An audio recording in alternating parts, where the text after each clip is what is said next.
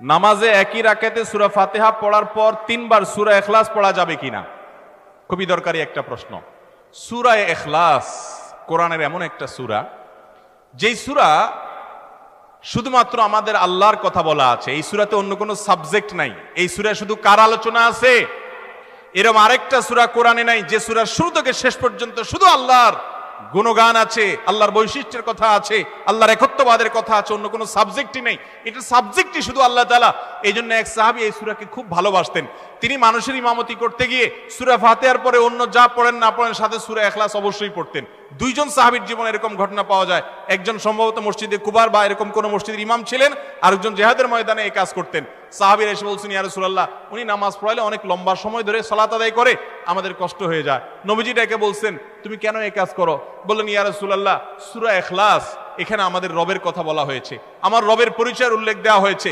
এটা নামই সূরা ইখলাস, তাওহীদকে খালেজ করার সূরা, শিরক মুক্তির সূরা, আমার রবের গুণের সূরা। এখানে অন্য কারোর ইস্যু নাই, শুধু আমার আল্লাহর কথা বলা আছে। এই জন্য সূরার মর্মটা, এর অর্থটা আমাকে খুব স্পর্শ করে, আমার খুব ভালো লাগে। এই জন্য সূরা ফাতিহার পরে অন্য যা পড়ি না পড়ি, অতিরিক্ত সূরা হিসাবে, সূরা মিলানোর অংশ হিসাবে সূরা ফাতিহাটা আমি অবশ্যই পড়ি। নবী করিম সাল্লাল্লাহু আলাইহি সাল্লাম বলেছেন, এই সূরার ভালোবাসায় তোমাকে জান্নাতে নিয়ে যাবে। এই জন্য ভাই দেখবেন সকাল সন্ধ্যায় সূরা ইখলাস, সূরা ফালাক, সূরা নাস 3 বার, সকাল সন্ধ্যার পাশাপাশি 5 ওয়াক্ত সালাতের পরে একবার, রাতের শোয়ার সময় আবার 3 বার, মানে সূরা ইখলাস এতবার পড়ার আল্লাহ তাআলা ওজিফা করে দিয়েছেন। আমরাও সূরা ফাতিহা সবচেয়ে বেশি পছন্দ করি। এই মজলিসে যত লোক আছেন, আমার বিশ্বাস বেশিরভাগ মানুষ সূরা ইখলাসকে মহব্বত করেন, তবে সেটা ওই সাহাবীর মহব্বত করে না, নামাজ শর্ট করার জন্য। ঠিক না? অনেকে আছে দেখা যায় সূরা ইখলাস ছাড়া কিছু পড়ে না, কারণ কি?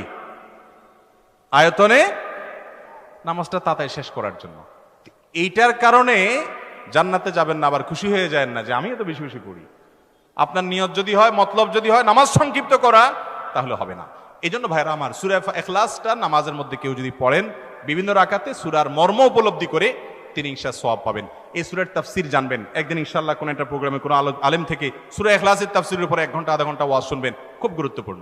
সূরা ইখলাস এটা যদি কেউ 3 বার 4 বার 5 বার পড়ে, শুধু সূরা ইখলাস না, অন্য সূরাও, সূরা ফাতিহার পরে আপনি সূরা ইখলাস 3 বার পড়লেন, সূরা ইযা জা 2 বার পড়লেন, অন্য সূরা 3 বার পড়লেন, কোনটা রিপিট করলেন, একই আয়াত বারবার পড়লেন, এটাতে কোনো অসুবিধা হবে না।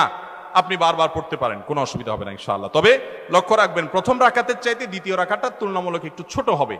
হ্যাঁ, আয়তনে পরিমাণে একটু ছোট হবে, এটাই সুন্নাহ। নবী করিম সাল্লাল্লাহু আলাইহি ওয়াসাল্লাম প্রথম রাকাত যদি 2 মিনিট ধরে পড়তেন, দ্বিতীয় রাকাত 1.5 মিনিট, অর্থাৎ একটু কমায়া পড়তেন, এটাই তার সুন্নাহ ছিল। বাস, এরপর আপনি এবার সূরা ফাতিহার পরে এক সূরা বারবার পড়েন, হ্যাঁ, কয়েক সূরা বারবার পড়েন, বা অন্য একটা সূরা পড়ে আরেকটা সূরা বারবার পড়েন। সূরার মহব্বতের কারণে, মর্মের কারণে, একই আয়াত জাহান্নামের কথা আছে, জান্নাতের কথা আছে, আল্লাহর কথা আছে, সেজন্য আপনি বারবার পড়েন, কোনো অসুবিধা নাই ইনশাআল্লাহ।